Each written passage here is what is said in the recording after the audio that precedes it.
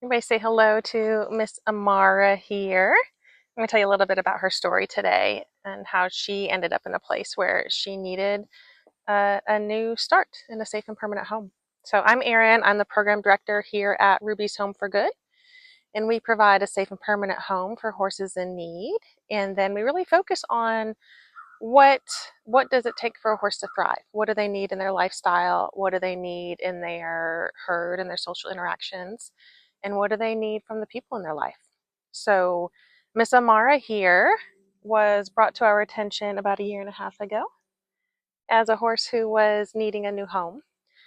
And we went out to meet her and found that she had a real issue with the people in her life.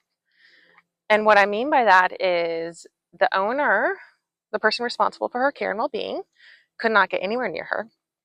She would hide in the back of the paddock. She would avoid when he approached. He really couldn't get close enough to get contact with her or put her halter on. And you could tell in the way that he spoke of her, the language that he used, the name calling, the unfortunate common things that happen in the horse world. That's what his perspective of her was, that she was not of use to him.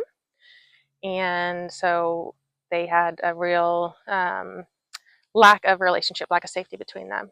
And so when the time came for Amara to come home and we were able to offer that for her and her pasture mate, she got here, and if a person approached her, she would freeze, and she might stay frozen for a really long time, and like 30-40 minutes where she couldn't interact. And it took a really long time to overcome that. But I want to tell you about how we did that. And so stay tuned. We're going to bring some more content around Amara's recovery and how she went from a horse that couldn't be touched, a horse who was called all sorts of awful names, to our beloved Amara. And that's what Amara means, is beloved.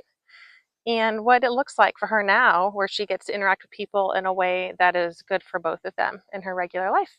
We'll talk soon. Take care.